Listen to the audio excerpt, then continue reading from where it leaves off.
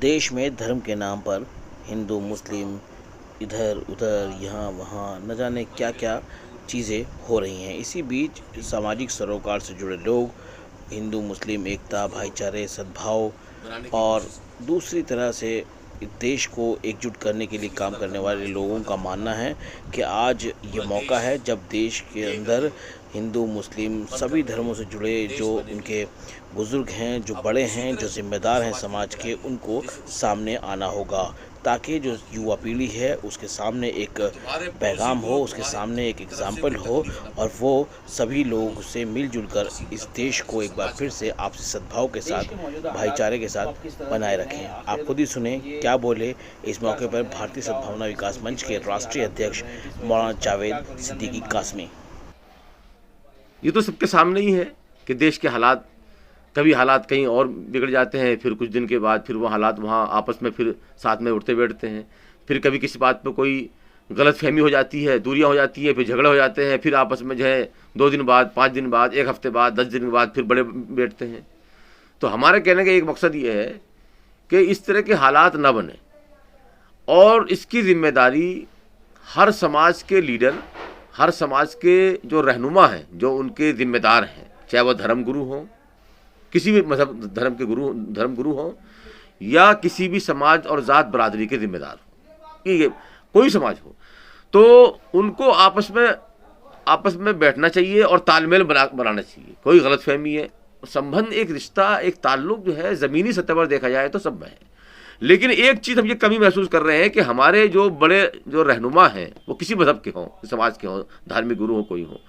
उन या तो वो लोग आपस में बैठ नहीं रहे हैं, दूरियां पैदा हो रही हैं। क्यों हो रही दूरियां भाई? आप लोग क्यों नहीं मतलब जैसे साथ में बैठते हैं, उठते हैं? जब हमारे बड़े साथ में बैठेंगे, तालमेल बनाएंगे, आपस में गलत फहमियाँ दूर करेंगे, धर्म के ताल्लुक से उन्हें कोई इस्लाम के सिलसिले में कोई गलत फहमी है, किसी मसले को लेकर गलत फहमी है तो हमारे बड़ों की जिम्मेदारी बनती है, उनके ताल्लुक से कोई गलत फहमी है तो वो उनकी जिम्मेदारी बनती है। तो जब बड़े बैठेंगे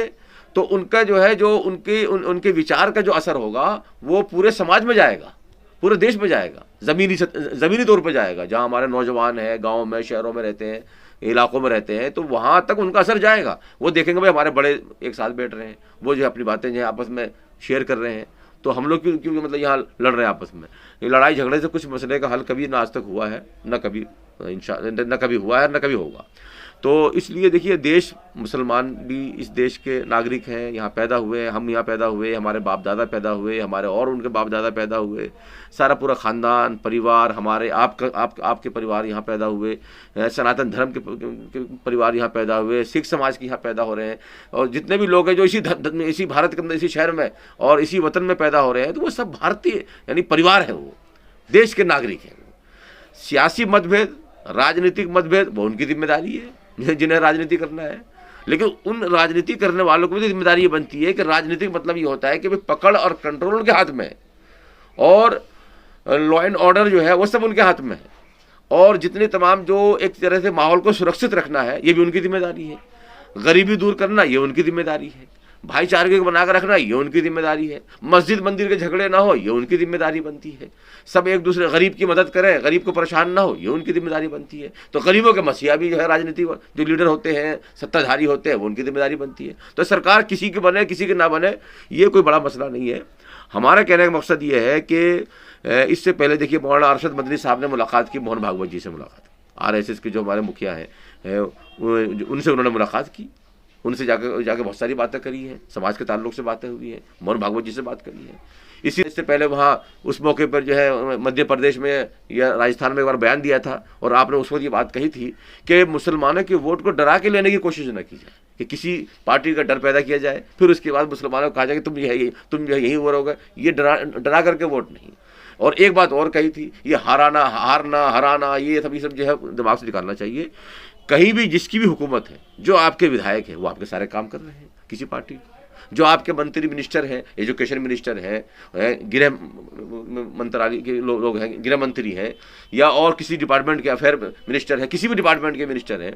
वो जिनके ताल्लुक से जो काम है वो सारे काम वो सबके लिए कर रहे हैं। अभी जो यूपी में चुनाव हुआ उससे पहले मुस्लिम बहुत सारे लोगों ने वोट दिए हैं। क्यों दिए भाई? उन्होंने कहा भी मकान बनाने के हमें पैसे मिले। हमारे देखो ये सियासी इख्तलाफ अलग हो सकता है, वो हमेशा रहा है। अभी कुछ दिन पहले प्रधानमंत्री जी ने कितनी अच्छी बात कही है पूरे देश को सामने रखते हुए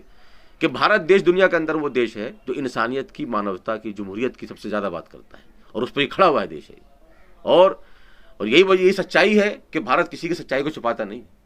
जब गुजरात के अंदर सैलाब आया था, पानी के सैलाब, कितना खतरनाक सैलाब आया था, कचरा और वो तमाम चारों तरफ जो है मंदिरों में, मस्जिदों में, जगह जगह, गांव मोहल्ले में, इलाके में हर तरफ कचरा था। उस वक्त जमीयत उलमा हिंद की टीम थी, जमीयत उलमा की टीम, सब लोग वहाँ खड़े होकर उन्होंने वहाँ तमाम जो उनके साथ जो उनकी कमेटी के लोग जो मेंबर थे वो सब खड़े हो गए, उन्होंने मंदिरों की सफाई करी सबकी।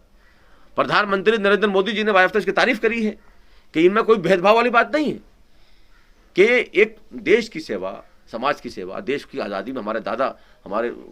परिवार के लोगों ने कुर्बानियाँ दी है और हमारे और बहुत सारे परिवार के लोग थे जिन्होंने अपना सब कुछ कुर्बान कर दिया देश के लिए। हमारा ताल्लुक उस घर से घराने से है कि जिन्होंने जो है देश के लिए देश को बनाया है। हमें इस बात पर गर्व है और आगे हम लोग चाहेंगे कि हमारे जितने भी सबसे हम मुलाकात करते हैं, सबसे मिलते हैं। हम मज़हब अलग अलग हो सकता है,